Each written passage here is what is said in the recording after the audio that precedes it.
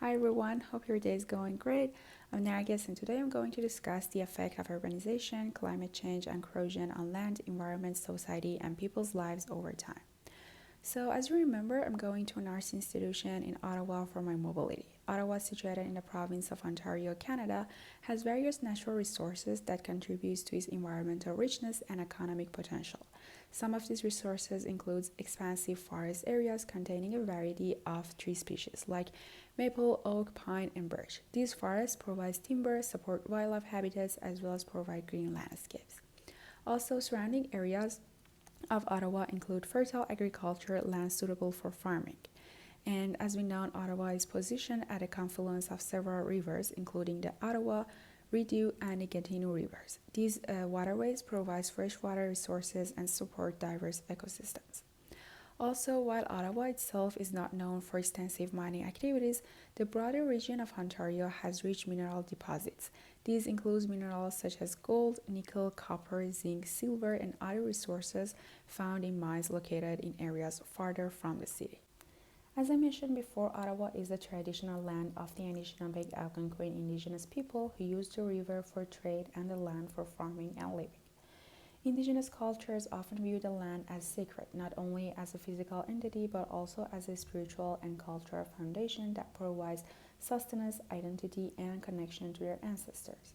They advocate for land rights and sovereignty in their culture and pass down a knowledge of sustainable practices for using materials and resources in a manner that preserve them for future generations. So now a little history class for non-Canadians. In the 17th century, the first Europeans explored the Ottawa River and started to use it for trade and business. The arrival of European explorers and traders introduced diseases such as the smallpox, which devastated the indigenous population, and also the whole communities were virtually wiped out within a short period of time. Also, the advent of the fur trade drew the Algonquin people into increasing conflict with the Five Nations Iroquois for control over resources and trade routes. So, by about 1650, weakened by disease and warfare, the Algonquin people lost their control over the Ottawa River to the French and English people. In 18th century, the indigenous population was forcibly displaced from their ancestral lands and British used the land for agriculture and trade of sawn lumber and timber. Despite the Algonquin protests, no land treaties were made directly with them and they never received any compensation for their lands. In 1830, the railway made Ottawa a serious candidate for being the permanent capital of the province of Canada, and in only 20 years, the city's population nearly tripled from 7,000 to 21,000. And finally, in 1857, Queen Victoria chose Ottawa as Canada's capital as it was a defensible location situated in the border between Quebec and Ontario, the two provinces making up the country at the time. So, Ottawa became the political and administrative center of Canada, which significantly influenced the city's development and economy and led to changes in its natural surroundings over the years. The rapid growth of the city led to increased urbanization, resulting in the conversion of natural areas and farmlands into residential, commercial, and industrial zones. Industrial activities, vehicle emissions, and other human related pollutants impacted air and water quality, natural resources, and landscapes. In 2021, Ottawa had a city population of approximately 1 million people, making it the fourth largest city and the fourth largest metropolitan area in Canada, with the 2.6% of indigenous population. At the present time, there are 10 recognized communities of Algonquin First Nations, about 11,000 population, and 9 of these communities are in Quebec and the other one is in Ontario. Today, 3 of these communities still do not have reserved lands of their own. Since 1980, about 3/4 of the city's growth has been attributed to relocation from other cities as well as foreign immigration. Ottawa is home to a diverse population from various cultural backgrounds, including indigenous communities as well as individuals of European, Asian, African, Middle Eastern, and Latin American descent. This diversity brings different tradition, cuisine, and costumes, enriching the city's social fabric. Today, Ottawa is a major employment center. The city houses four main sectors that provide job opportunities to people as government and public service, high-tech companies, healthcare, and the educational service industry. It had the highest median income of any Canadian metropolitan area before the pandemic. The average Ottawa salary in Canada is $60,000 per year.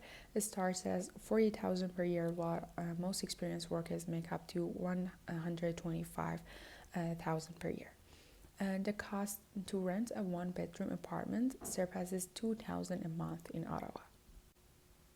Another important factor that has affected the land and people is climate change. According to the reports, Canada is warming faster than the world as a whole, at more than twice the global rate, and in northern Canada is warming at about 3 times the global rate.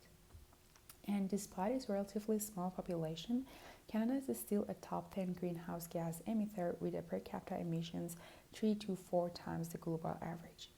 In this case, there have been observable shifts in the weather patterns, including changes in precipitation, temperature variation, and more frequent extreme weather events, like heat waves, heavy rainfall, and intense storms and wildfires.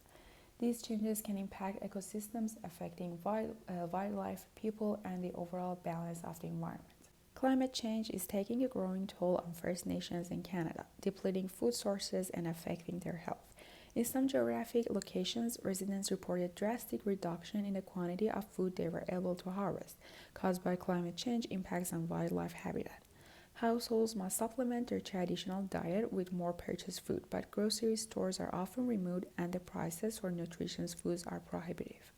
As a result, they tend to eat more affordable but less nutritious foods, compounding existing health conditions resulting from historic marginalization and poor access to healthcare in rural and remote Indigenous communities. Access to adequate and sufficient food corresponding to their cultural tradition is an essential component of the human rights to food and health. Urbanization and climate change can have significant effects on speeding up the corrosion rate, and on the flip side, corrosion can also harm the environment itself. Air quality and pollutants, salt and road debris, de-icing agents, higher humidity and moisture, temperature variations, severe weather events, infrastructure development, and participation patterns are some parameters that can increase the corrosion rate significantly. On the other hand, corrosion can generate various environmental pollutants depending on the material involved and the surrounding conditions.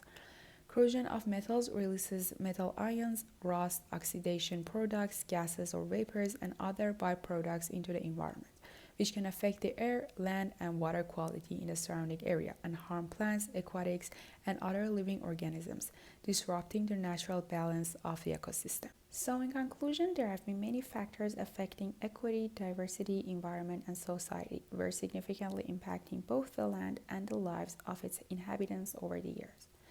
These influences shape our communities, determining access to resources and opportunities, and leaving indelible imprints on the past, present, and future of our existence. By promoting awareness and education, individuals and communities can play an active role in creating a more equitable, diverse, environmentally conscious, and harmonious society for everyone.